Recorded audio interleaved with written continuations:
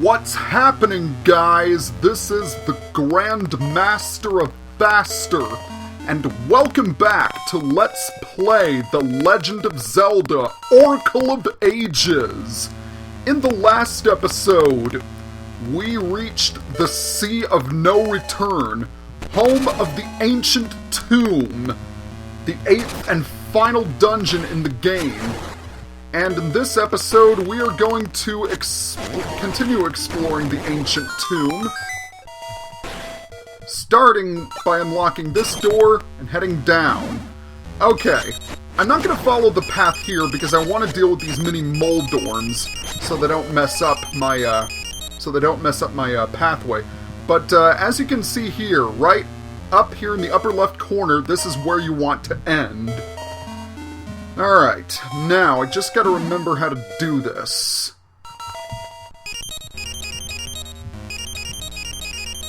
So if we walk like so, we can fill the right half of the room. My only question is, where do I go next? I'll try going up.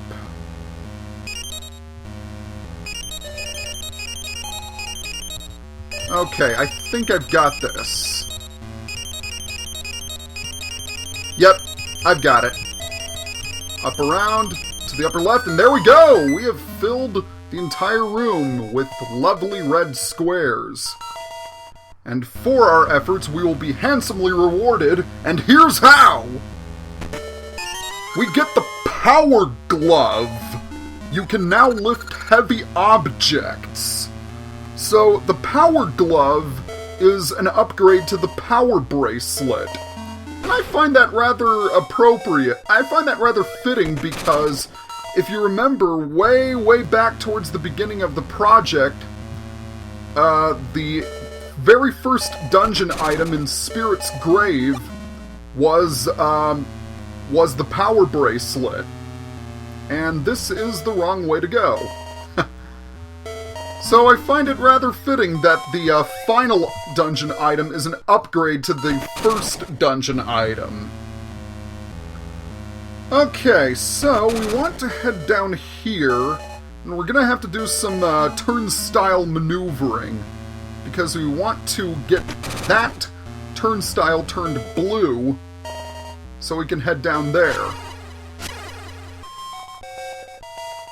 I should also mention that this dungeon has a grand total of 52 rooms, so it is without question the largest dungeon in the game. And it would make sense, it's the final one. It's our final trial, so to speak.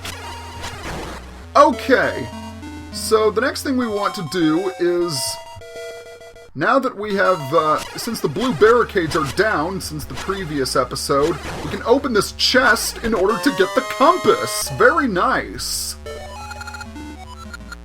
Now, if we check right here, we can see that there is one more treasure chest on the first basement floor that we have yet to obtain. However, it won't stay unobtained for long, because we're going to get it. Make sure you hit that crystal switch so the barriers reset.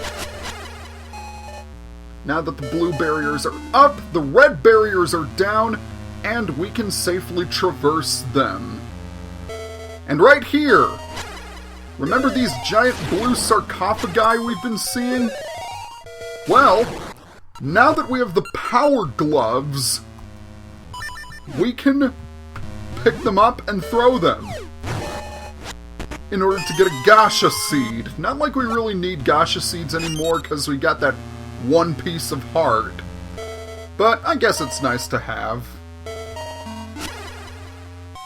Okay, so now that the two chests have been collected, we want to go back up and strike the crystal switch yet again, because we're going to need that switch red if we want to get to the second basement floor. Okay. Unfortunately, this means we will have to do even more turnstile maneuvering. Alright, so Oh, wait, never mind. We're already here. I guess I don't know this dungeon as well as I first thought. Stupid Geenies! Ugh. Okay. Now, right here is a statue that we can lift. But we really don't need to since the barricades are down.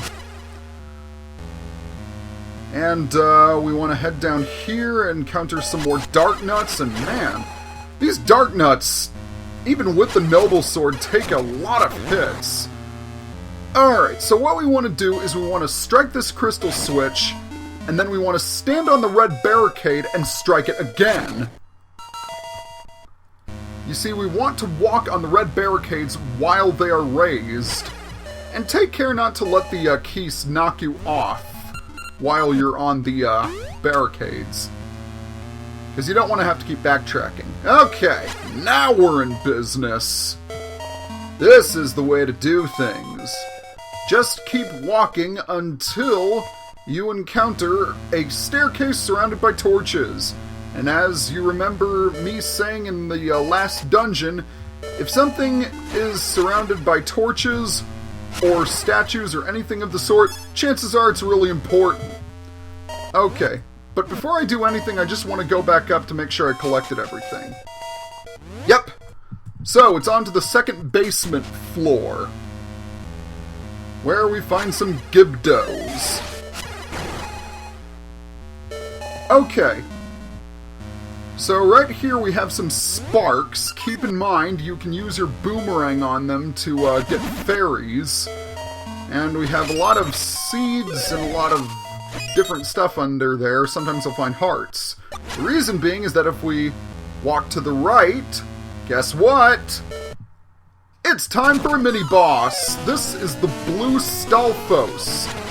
As you just saw me do right there, what you have to do is you have to, when he sends an energy ball at you, you have to hit it back at him. That'll turn him into a bat, and you can slash at him as you please. And as you can see right there, sometimes he'll, whoa! Sometimes he will, right there, he'll send smaller energy balls at you, but those cannot be deflected. I believe he can also swat at you with the scythe, and in that sense, he's kind of like Aghanim from Link to the Past. But overall, the Blue Stalfos, not really a challenging mini-boss at all. It is sort of a shame that he's kind of rehashed from Aghanim, but what can you do? One thing I didn't mention about him is that if you're hit by that giant energy ball, you'll get turned into a baby and he'll start slashing at you with his scythe. So, take care and avoid it. Alright. But anyway, are there anything under these sarcophagi? No, there is not. Alright, we have some more whiz robes right here. There we go. And lastly, let's take care of you. Yeah, I know you don't really need to take care of them to proceed, but before I go any farther, I just want to check the map for a second. The second basement floor, as you can see, is quite a bit larger than the previous floors. And notice that there are 4 distinct corners in the second basement floor. You'll want to pay close attention to those, for reasons I will explain once we get there.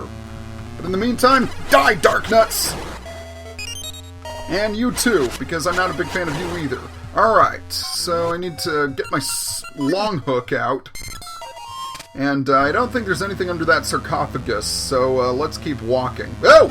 Gels! Alright, whoa, Gibdos. Yeah, you do a lot of walking in this dungeon. Climbing up ledges, climbing down so you can get to the right path.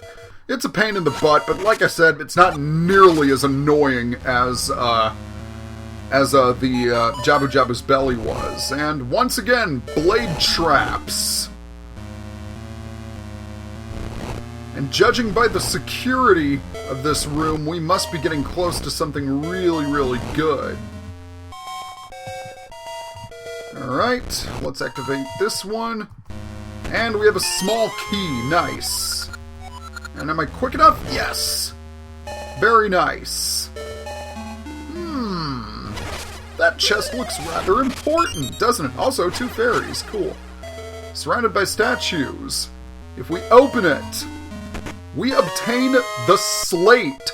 Ancient words are written on it. If we take a look at our map again, we are in one of the 4 corners. 4 corners, 4 slates. And we will need to collect all of them if we want to get to the bottom floor. Okay, I think I have just enough time. I'm at 11 minutes now, but I have just enough time to...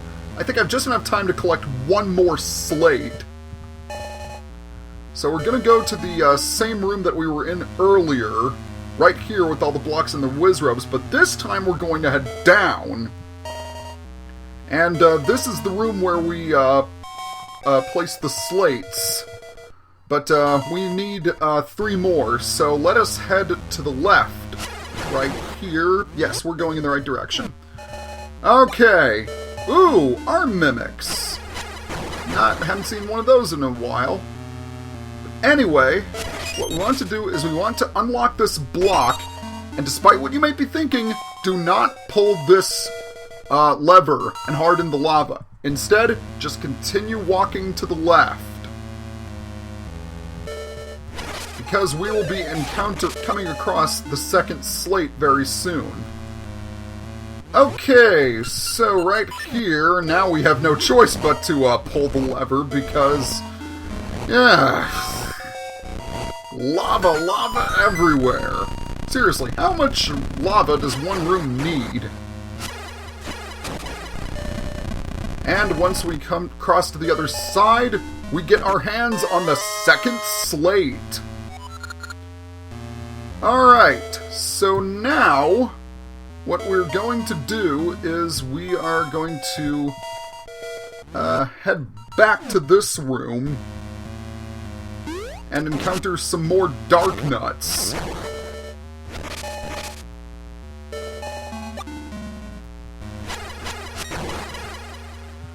Okay. Well, how am I doing for time? Yeah, I'm almost to 13 minutes. So I think I'm going to stop the video right here. I know this is going to be a bit of a shorter video, but I'll need plenty of time to collect the other 2 slates, and hopefully fight the boss. So next time on Let's Play The Legend of Zelda Oracle of Ages, we are going to collect the 3rd and 4th slate. And as I said before, hopefully, maybe even fight the boss. If you like my content, please be sure to leave a like or comment below and subscribe. See you guys next time.